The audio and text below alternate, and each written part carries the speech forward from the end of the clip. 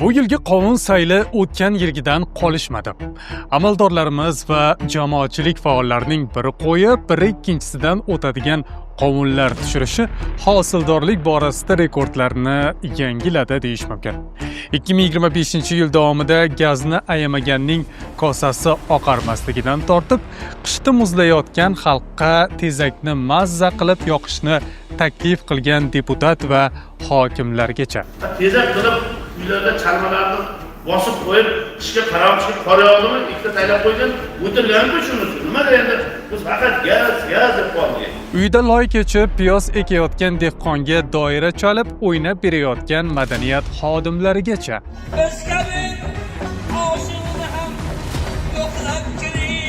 Ekologiyani buzayotgan bosh aybdorni tandir deb topib, uni buldozerda buzdirgan tuman rahbarigacha, tizzasiga kotibasini o'tkazib olib, zoomga chiqqan amaldorlargacha guvoh bo'ldik.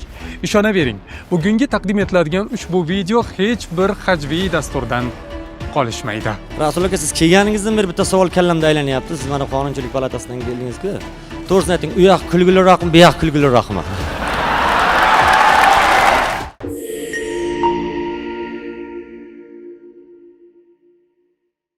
Gazni uy isitish va ovqat pishirish uchun ishlatib yuboradigan xalqning kosasi oqarmaydi degan bayonot bilan Alisher Qodirov 2025-yilning ilk qovun saylini boshlab berdi. Deputat tabiiy gazni eksport qilib, pul topish kerakligini va uni shunchaki yoqayotgan xalq boy bo'lmasligini ta'kidladi. Deputat gaz tabiiy eksportbop resurs ekanini bahona qilib, aybni tizimdagi xatolardan, qishda muzlayotgan xalqqa ag'dardi.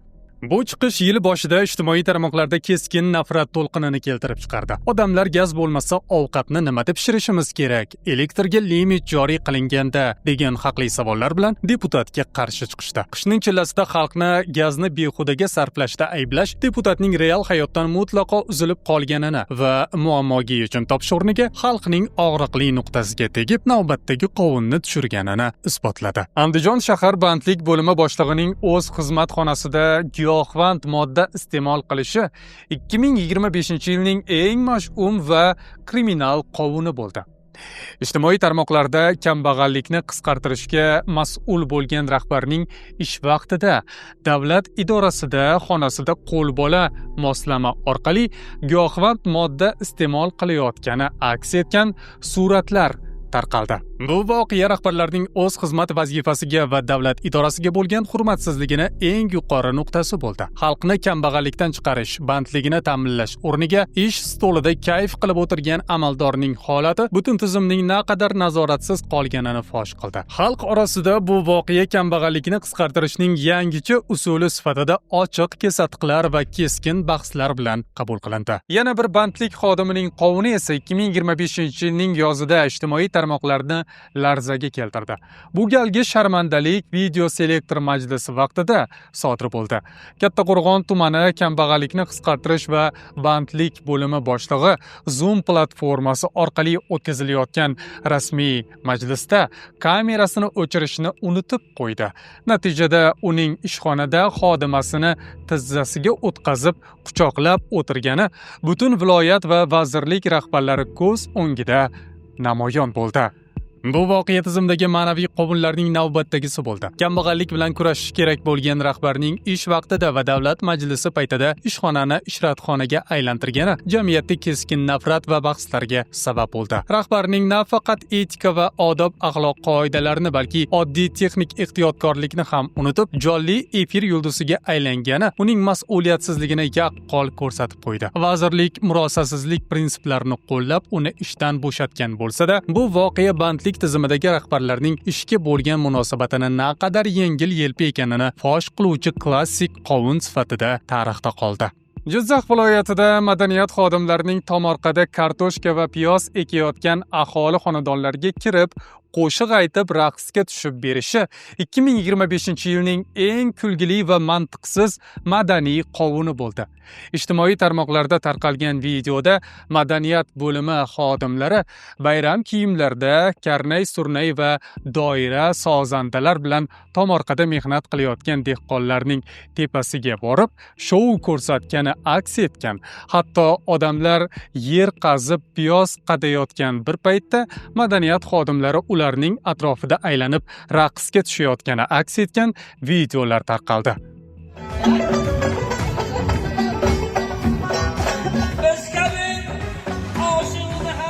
Bunday tadbirbozlik faqat yuqoriga hisobot berish va biz xalq bilan birgamiz degan soxta manzarani yaratish uchun qilingan edi va ushbu holat ham qovunlar ro'yxatidan joy oldi. Buxoro viloyat hokimi Botir Zaripovning binoni ichidagi odami bilan qo'shib ko'mib tashlash haqidagi buyrug'i 2025-yilning eng vahshiyona va shov-shuvli diktatorcha qovuni bo'ldi. Ijtimoiy tarmoqlarda Buxoro viloyat hokimining bog'cha hududidagi binolarni sud qarorisiz, sud-put demasdan, hatto ichidagi odamlari va jihozlari bilan ko'mib, buzib tashlash haqida bergan o'ta qo'pol va tajovuzkor topshirig'i tarqaldi. Bugunni o'ziga buzib tashlaysan. Narsa ichidagi odam bilan ko'mib tashlaysan, kuchot. 2025-yilning iyun oyi boshida prezident raisligida o'tgan video selektor yig'ilishida ushbu holatga alohida to'xtalib o'tildi. Davlat rahbari hokimning ichidagi odami bilan ko'mib tashlash haqidagi gaplarni keskin tanqid qilib, uning haqoratlarini davlat siyosatiga xiyonat va qonunlarni oyoq osti qilish deb baholadi. Natijada Botir Zaripovga nisbatan hayfsan berildi va unga 3 oy sinov muddati tayinlandi. Uning vakolatlari cheklanib, faoliyati qat'iy nazoratga olindi. U bilan birgalikda ushbu topshiriqni ijro etish mas'ul bo'lgan bir qancha quyi bo'g'in rahbarlari ishdan bo'shatildi. Farg'ona viloyati yo'l harakati xavfsizlik xizmati boshlig'i Akmal Ahmedovning o'z yaqin qarindoshiga tegishli Malibu 2 mashinasini jarimalardan tozalab kelgani 2025-yilning eng shov-shuvli tizimli korrupsion qovuni bo'ldi. Ijtimoiy tarmoqlarda bitta Malibu 2 avtomobili 106 marta qoida buzgani, ammo ularning barchasi oxirgi zarurat degan bahona bilan tizimdan o'chirib yuborilgani haqidagi ma'lumotlar tarqaldi. Keyinchalik bu imtiyoz ortida viloyat yo'l harakati xavfsizlik xizmati boshqarmasi boshlig'i Akmal Ahmedov turgani va mashina uning yaqin qarindoshiniki ekani fosh bo'ldi. Yo'l harakati xavfsizligi boshqarmasi boshlig'i egallab turgan lavozimidan ozod etildi.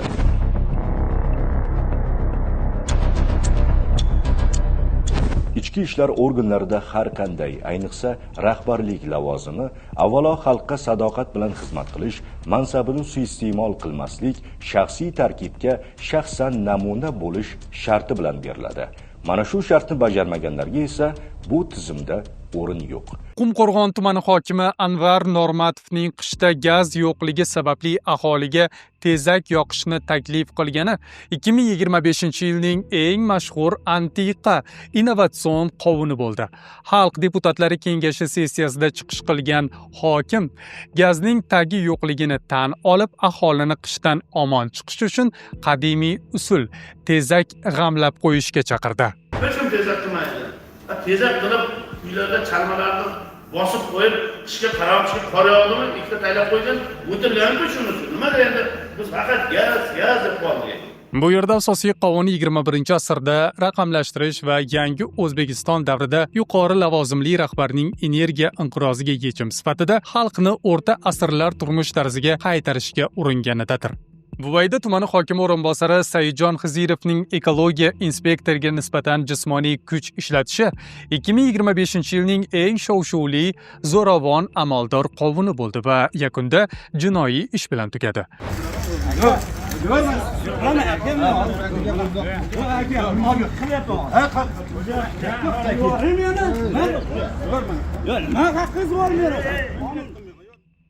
Andijonning Shahrixon tumanida ekologiyani saqlash bahonasida somsaxona tandirlarining buzib tashlanishi 2025-yilning eng mantiqsiz va shov-shuvli ekologik qovuni bo'ldi.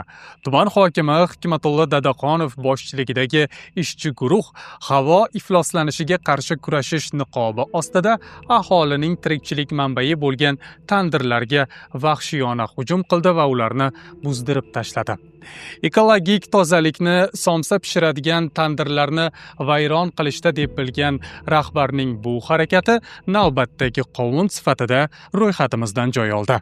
Ekologik tozalikni somsa pishiradigan tandirlarni vayron qilishda deb bilgan rahbarning bu harakati jamiyatda keskin norozilik va bahslarga sabab bo'ldi. Odamlar havoni tandir emas, balki yirik zavodlar va sifatsiz yoqilg'i buzayapti deya hokimning mantiqsiz urushini keskin qoralashdi. Yakunda esa mas'uliyatsizlikka yo'l qo'ygan tuman hokimiga hayfsan berildi. Bu voqea rahbarlarning muammoga ilmiy va mantiqiy yechim topish o'rniga xalqning rizqiga tajovuz qilish orqali ish ko'rsatishining navbatdagi sharmandali namunasi sifatida ro'yxatimizdan joy oldi. Qovunlar hit paradida O'zbekiston xalq artisti Yulduz Usmonovaning ajrashgan ayollarni unitazga qiyoslab haqoratli chiqishi 2025-yilgi qovun saylining eng jirkanch va shov-shuvli yakuni bo'ldi.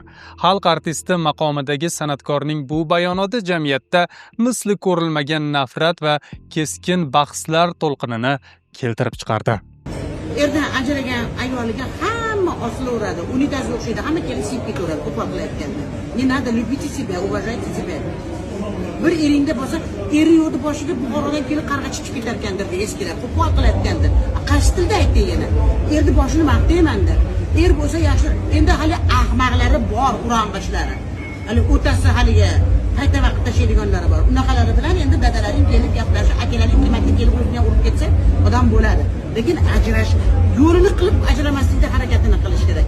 Lekin imkon yo'q ajratib. Qaynana uchun erdan ajraladimi ayting?